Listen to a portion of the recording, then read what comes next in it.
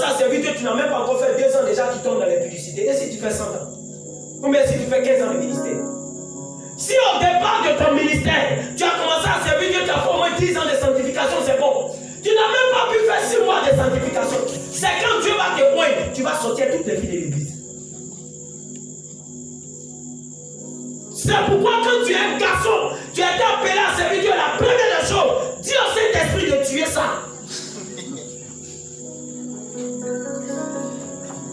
Parce qu'à l'église, toutes les formes vont venir. La taille, les rondeurs. Et comme tu es possédé, tu vas les chercher.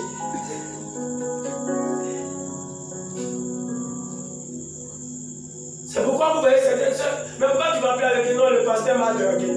Ah, et quand souvent ils sont là, et donc il t'a dragué. Ah, moi aussi il m'a dragué. Non, mon pasteur, lui il m'a dragué, mais il m'a fait une bise ici. J'ai failli sortir avec lui, mais j'ai fait attention. Et puis finalement, ils sont 4. Toutes les filles de l'église, il les a draguées.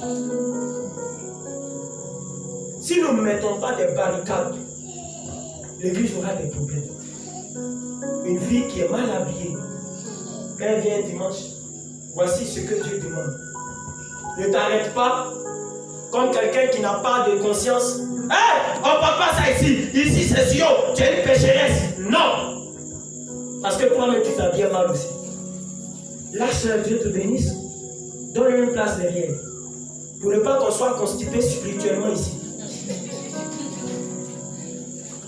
Parce que si la soeur se met devant, vous mettez 4 soeurs avec le mini, même le frère Carlos il est en train, et la soeur s'assoit comme ça. Pour écouter la prédication, ou bien la direction du frère Carlos, même s'il est lui qui dirige, et qu'il est en train de dire Seigneur, ses yeux arriveront quelque part. C'est pourquoi on les met derrière.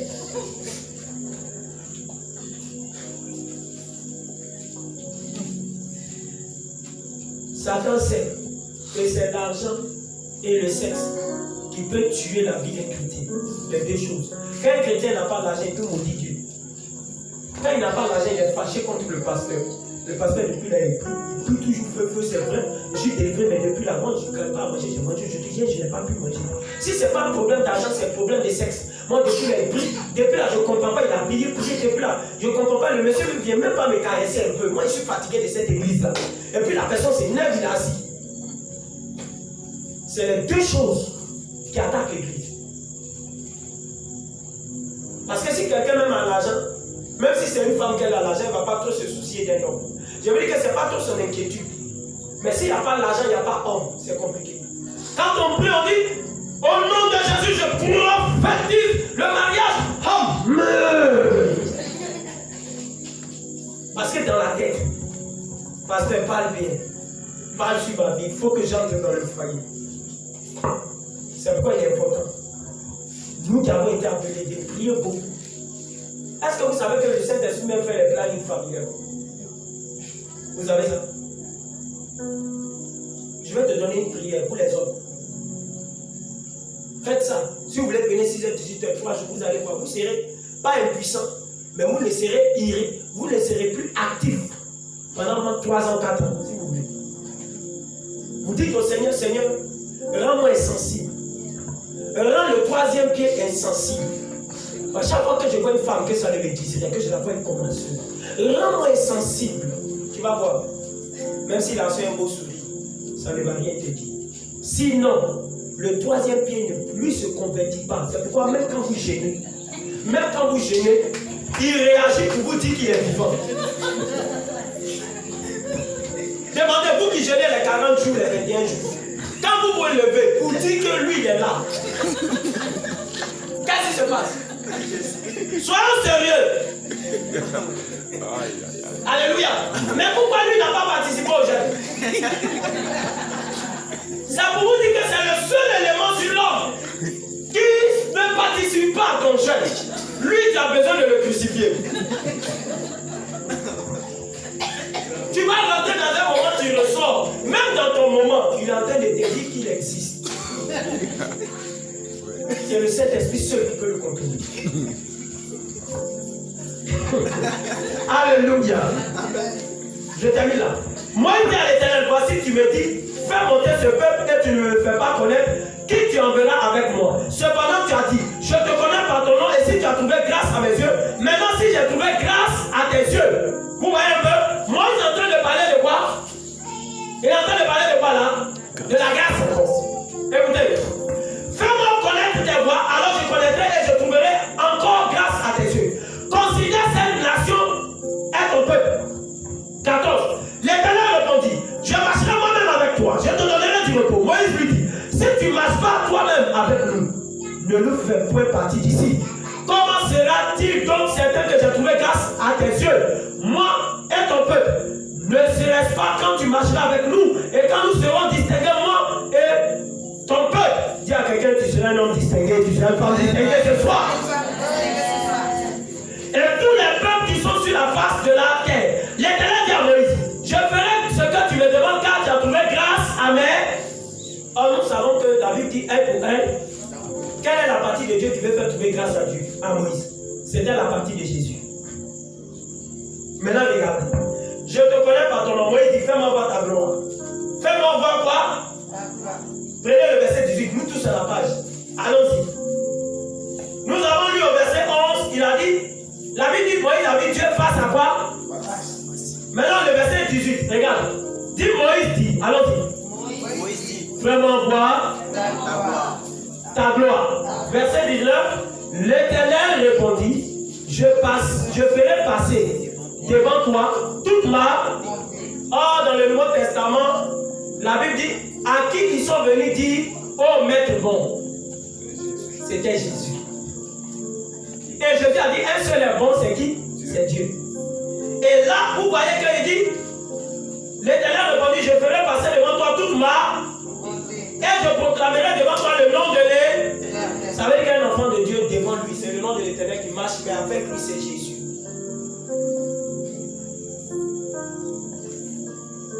Je fais grâce à qui je fais et miséricorde à qui je fais. L'Éternel dit, tu ne pourras pas voir ma face car l'homme ne peut me voir et vivre. Verset 20. C'est pas ça? Mais pourquoi verset 11, il dit que la Bible dit que Moïse a vu la face de Dieu. Je vais vous dire quelle est la partie de Dieu qu'il a vue. Au verset 11, la Bible dit, Moïse a vu la face de Dieu. Au verset 20, l'Éternel lui-même dit, tu ne pourras pas voir ma face car l'homme ne peut me voir et quoi? C'est ça qui est la gloire de Dieu. C'est pas moi qui ai dit. Il dit qu'un homme ne peut pas me voir et puis vivre. Quelle est la partie que Moïse a vue? Verset 21.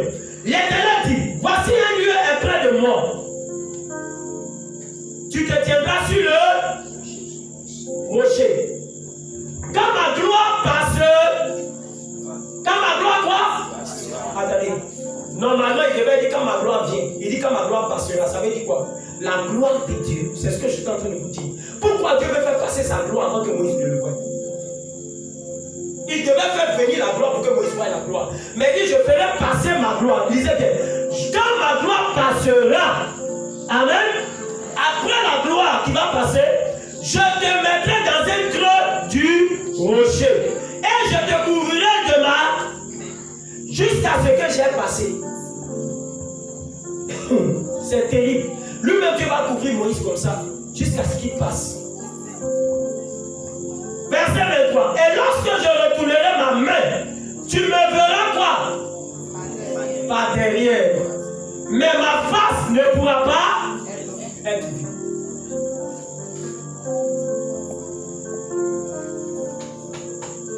Moïse a vu, quand la Bible dit qu'il a causé avec Dieu face à face, au fait, c'était avec la personne de Jésus. Parce que c'était pas. Dieu lui a donné quoi? Il lui a donné quoi? Son dos. Le dos, personne de Christ. La face, personne de l'Éternel, le jugement. Le dos, Christ. C'est pourquoi tous les apôtres qui ont vu Jésus ont eu la possibilité de vivre et d'avoir la grâce d'être libérés. Mais les gens qui étaient dans l'Ancien Testament, lorsqu'on portait l'arche de l'Éternel, il y a un qui est venu toucher l'arche parce que c'était penché. Simplement, il voulait arranger. Il est tombé, il est quoi? Il est mort. Ça veut dire qu'on ne peut pas arranger Dieu. On ne peut pas faire l'œuvre de Dieu à la place de Dieu. C'est Dieu qui a son œuvre. Il fait ce qu'il veut, quand il veut.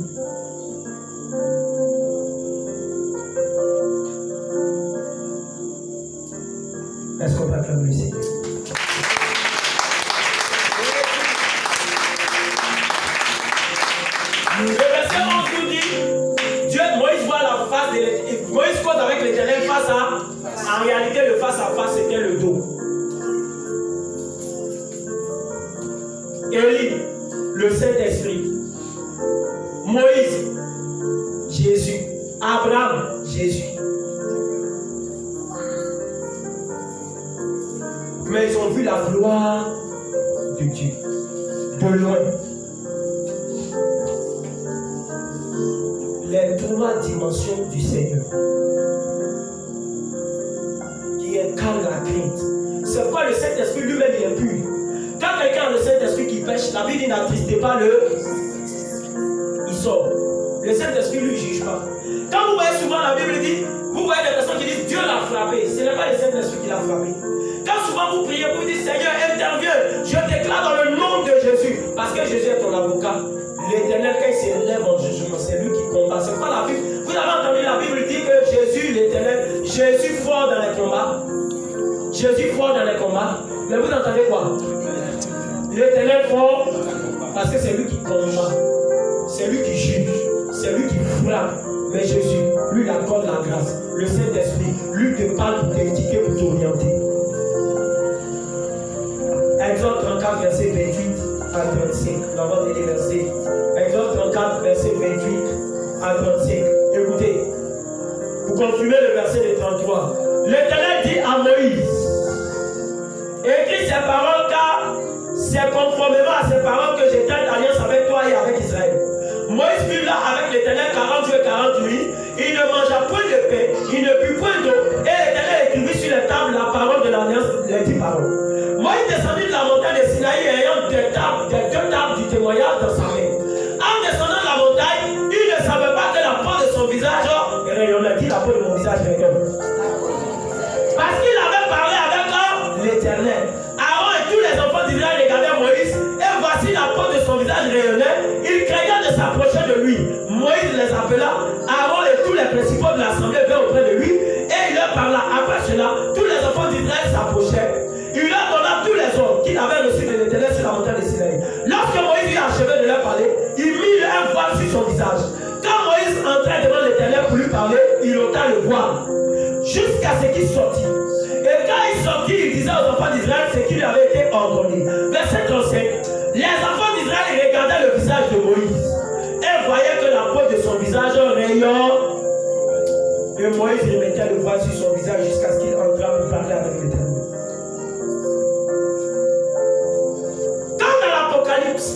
Jean a vu l'ange, il a fait quoi? Et c'est pour ça, vous savez pourquoi? Les gens sont tellement devant l'Éternel que quand la gloire de Dieu vient sur ton visage, les gens ont peur de regarder ton visage. Quand Esther devait se marier, elle est rentrée dans le jeûne. Mais quand elle est sortie, pourquoi elle a pu se marier? Parce que la gloire de Dieu était sur le visage de quoi? D'Esther. Écoutez-moi bien. Le jeûne ne te rend pas vilaine, le jeûne te rend plus belle. Tu peux même mettre tous les maquillages, tu peux même piquer des injections pour être clair. Tu peux manger toutes les nourritures possibles, avoir de belles joues, et aucun homme ne te regardera.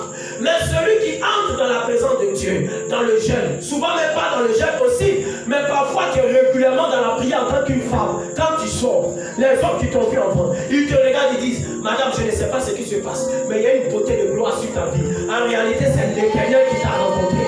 C'est l'Éternel qui a mis sa main sur ta vie. C'est l'Éternel qui t'a attaché à lui. La Bible dit le visage de Moïse, c'est quoi? Il rayonnait. Personne ne pouvait le regarder. Tu veux rentrer dans le mariage? Entre beaucoup dans la prière. Quand la face de Dieu vient sur ta vie, on te voit comme une princesse. C'est pourquoi quand Esther a fini de gémir, le roi l'a regardé. Il l'a vu comme la plus belle. Sinon, ce n'est pas que Esther était la plus belle. Il y avait des femmes qui étaient belles là. Mais elles étaient belles selon le charnel. Il y a la beauté selon le spirituel. Quand on te voit belle selon le spirituel, tu ressembles à entrer dans un foyer. Mais quand on te voit belle selon le charnel, c'est que tu ressembles à faire les 400 coups et à prendre des positions bizarres. C'est en ce sens qu'on te fatigue, mais on ne te marie pas. Mais je prophétise, quand la gloire de Dieu soit sur ton visage, que quelque chose change au nom de Jésus. Oh, de ma même tête, est-ce que tu peux te dire de votre Yahweh?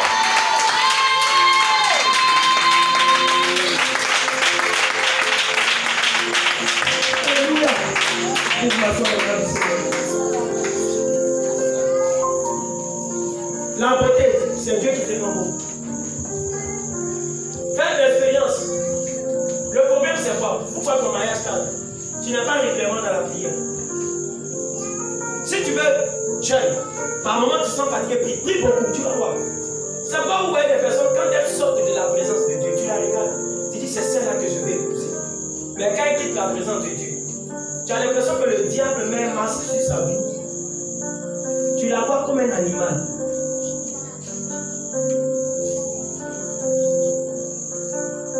Tu veux rentrer dans les promesses de Dieu. Prie régulièrement. Fixe-toi un temps de prière. L'aspect de ton visage va changer. Toi, la soeur qu'on voyait, qu'on dépassait, bizarrement, les gens s'arrêteront pour dire. Et souvent, vous allez remarquer que au quartier, ça fait 2 ans. Le même monsieur qui est là, qui prie pour avoir une femme, ne t'a jamais arrêté. Mais ce jour-là, il te regarde et puis il te demande, est-ce que tu es dans ce quartier? Oh, tu es là, ça fait 3 ans. Parfois même, tu lui dis, mais moi, je te vois tout le temps passer. Il dit, bon, je ne t'ai jamais vu. Au fait, le problème, c'est que quoi? Il y a un visage que Dieu te donne que lui ne peut pas voir. C'est maintenant qu'il vient d'apercevoir cela. Je prie que l'Éternel t'accorde sa grâce ce soir. Qu'il t'accorde sa faveur. Pour terminer, Actes 5, 1, 11. Là, nous allons nous arrêter.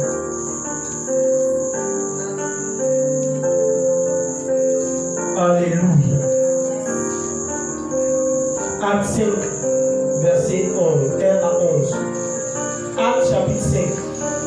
Je lis la parole du Seigneur. Alléluia. Écoutez. Mais un homme nommé Ananias avec Saphira, sa femme vendit une propriété et rendit une partie du prix, sa femme le sachant. Puis il apporta le reste et le déposa au pied des apôtres. Pierre lui dit, Ananias, pourquoi Satan a-t-il rempli ton corps au point que tu manques au Saint-Esprit et que tu aies retenu une partie du prix du champ? Si Dieu pas été vendu, ne te restait-il pas? Et après qu'il a été vendu, le prix n'était-il pas à ta disposition?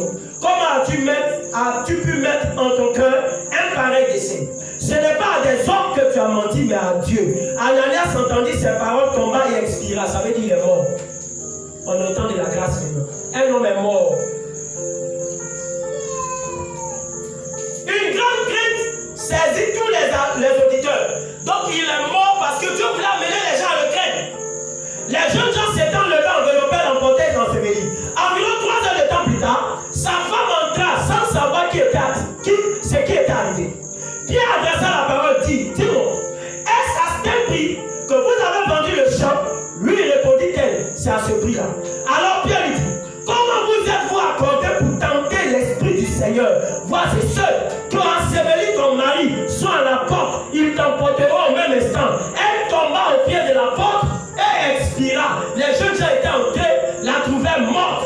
Ils l'emportèrent et l'ensevelit près de son mari. Une grande crainte s'empara de toute l'assemblée et de tous ceux qui apprirent ces choses.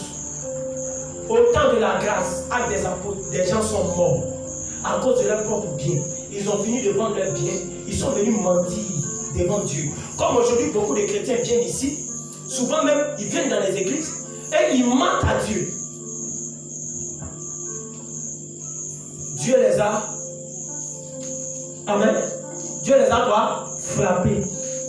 Pour amener l'église à comprendre. Ce n'est pas parce que je suis un Dieu de grâce que vous allez même en ma présence venir vous foutre de ma présence. Faites très attention.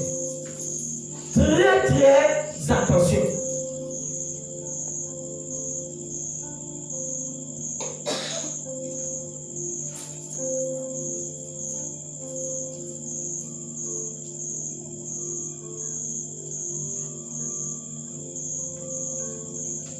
Proverbe 31, 30 dit quoi? Lisez. Proverbe 31, 30. Il dit quoi? Ce n'est pas moi qui l'ai dit. La grâce est trompeuse et la beauté est vanité. La femme qui craint l'Éternel, c'est elle qui sera quoi? Louée. La grâce est quoi? Mais pourquoi la Bible dit que nous sommes sous la grâce et la Bible nous dit, Proverbe 31, 30, que la grâce est trompeuse? Ça veut dire quoi? Cette grâce, amen, ce soir, je vais vous amener à comprendre. Cette grâce que Dieu te donne, je t'en prie, ne te permet pas, ne t'autorise pas à tout faire. Faites très attention. Au fait, la grâce est donnée au cas où le péché t'a dépassé, au cas où tu as fait une erreur qui est abominable, tu peux dire Seigneur, mais arrête d'écouter. Comme la grâce est là, tu énerves Dieu, tu lui demandes pardon, tu invoques sa grâce. Tu l'énerves, tu invoques sa grâce. Tu l'énerves, tu invoques sa grâce. Un jour, tu n'auras pas le temps d'invoquer sa grâce. On va parler de toi au passé. Craignez Dieu. Un homme est mort. Et sa femme, un couple. Ils sont venus dans la présence de Dieu, ils ont menti.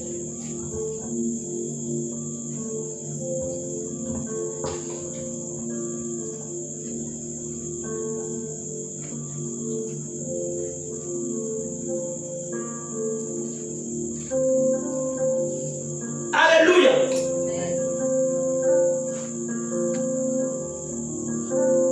La sœur, viens. La sœur Lucrèce, viens.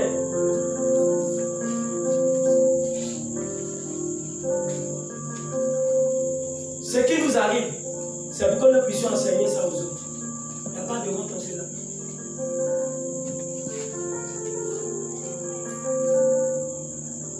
Ce qui nous arrive, c'est pour que nous puissions quoi? Enseigner aux autres. Ce que je vous enseigne, c'est ce que j'ai vu, c'est ce qui m'est arrivé, c'est ce que j'ai expérimenté, c'est ce que je vous dis. Faites très attention à la présence de Dieu.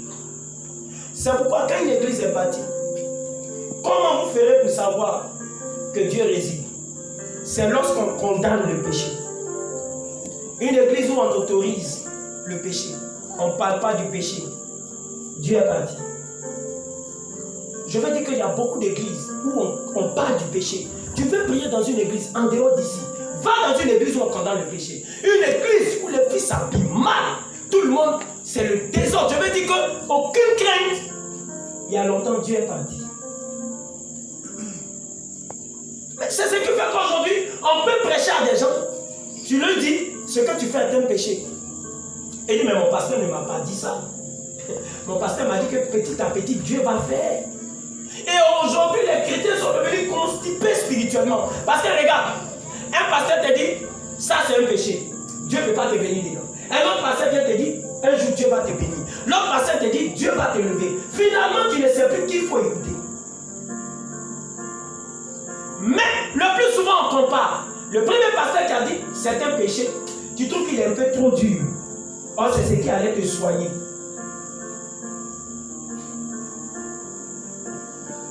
Parfois, quand je prêche ici, je parle de mon passé. Pourquoi? Parce que mon passé peut aider quelqu'un. C'est pourquoi je l'ai appelé. Ce n'est pas qu'elle a commis un meurtre, ce n'est pas qu'elle a tué. Mais c'est ma fille, elle était distraite parfois. Je l'appelais parce qu'elle est là. Elle n'aura pas peut-être le temps de parler en prédication, mais je la prends en témoin. Nous étions là une nuit. Ça fait combien de jours? Hein? Faut pas. La Bible dit nous serons des. Quand tu veux être témoin, c'est parce que tu as vu. Donc c'est tes propres expériences que tu dis aux gens. Ce que tu vis là, il ne faut pas cacher. Tu dis aux gens, voilà ce que j'ai vécu. Quand c'est comme ça, ça prévient les autres. Il y a combien de jours de cela? 4 jours. 3 jours ou 2 jours. 4 jours comme ça. C'est ma fille. Mais souvent, il y a des choses qu'elle fait, je ne suis pas content. Mais je me dis qu'un jour, elle va changer. Parce qu'après, quand elle revient en elle-même, elle comprend. Mais il y a 3 jours de cela, Dieu lui a montré un signe. Pendant qu'ils étaient en train de prier, on vient m'appeler, elle est en train de mourir. Hein? Le cœur veut sortir. Et lui, il me réveille. Pasteur. Pasteur. Je dis ma fille à quoi? Mon cœur. C'est une attaque. Mon cœur. J'entends la voix de Dieu qui dit ce n'est pas une attaque. Je vais lui montrer que je peux la tuer.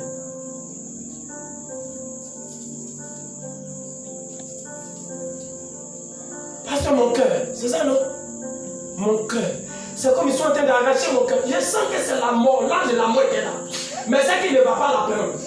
Parce que Dieu ne peut pas permettre que quelqu'un meure là dans la maison pastorale. Je lui ai dit tout doucement. Regarde, demande pardon à Dieu.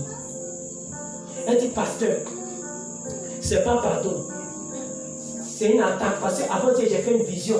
J'ai dit, ce n'est pas la vision. Je te dis, c'est un jugement de Dieu. Demande simplement pardon et puis on va voir. je n'ai pas prié pour elle. Je n'ai pas dit au nom de Jésus, sinon je risquais de chasser l'Éternel. Et moi-même, il risquait de me gifler. Elle a parlé doucement. Hein. Parce que c'est très long sol. Lui-même, il a cru que peut-être le lendemain, on parlait des décès. Parce qu'il est venu dire, viens voir. Viens voir, viens voir. Il dit, mais qu'est-ce qui se passe? Quand j'ai entendu la voix qui dit, dis-lui de me craindre. Alléluia. Dis-lui de quoi? Me craindre. Vous savez ce qui s'est passé? Je lui ai dit, dis simplement, Seigneur, je te demande pardon. J'ai fait une prière de délivrance. Non. Elle a dit, Seigneur, je te demande pardon. Elle a dit seulement que quelques paroles, en 20 secondes, la mort est partie. Elle a commencé à bien respirer à l'assise. Et je lui ai dit, assieds-toi. Quand je vous dis que Dieu peut tuer, même dans le temps de la grâce, c'était pour te montrer un signe. Mais dis donc, ma vie est devenue serviable. Même si souvent ça veut se mettre, elle fait un effort maintenant, elle parle plutôt. Le lendemain, ma fille est restée dans son coin. Même si tu lui dis quelque chose qui ne lui plaît pas, elle ne parle pas trop. Elle accepte. Parce qu'elle a vu la mort.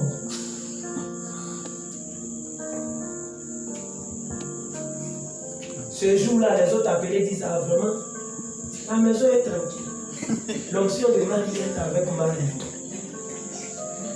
Si on entend normal le matin, ah non, non, non. Si tu lui as dit quelque chose, ça n'a pas plu. J'entends là-bas, mais toi-même, tu ne peux pas chercher Dieu. Toi-même, c'est moi qui tu es venu surveiller. Mais j'ai dit pendant des jours, jusqu'à aujourd'hui, le matin. Souvent, ça veut venir, et puis, il y a quelqu'un qui lui dit, tu te souviens, il y a 3 jours.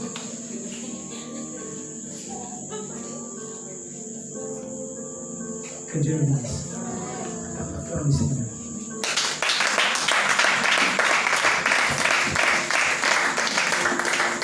En fait, c'est arrivé, tu sais pourquoi? C'est pour que tu prêches aux gens. Ça veut dire que quand tu passes quelqu'un qui s'en fout de Dieu, tu lui dis, excuse-moi, moi-même j'ai failli mourir un jour. Donc si tu penses que la grâce là, c'est pour toujours continuer. Parce qu'en fait, quand la Bible dit que vous serez des témoins, si ça ne vous arrive pas vous-même, vous ne pouvez pas parler des autres. Dis à quelqu'un, crains le Seigneur. Alléluia. Que Dieu te bénisse.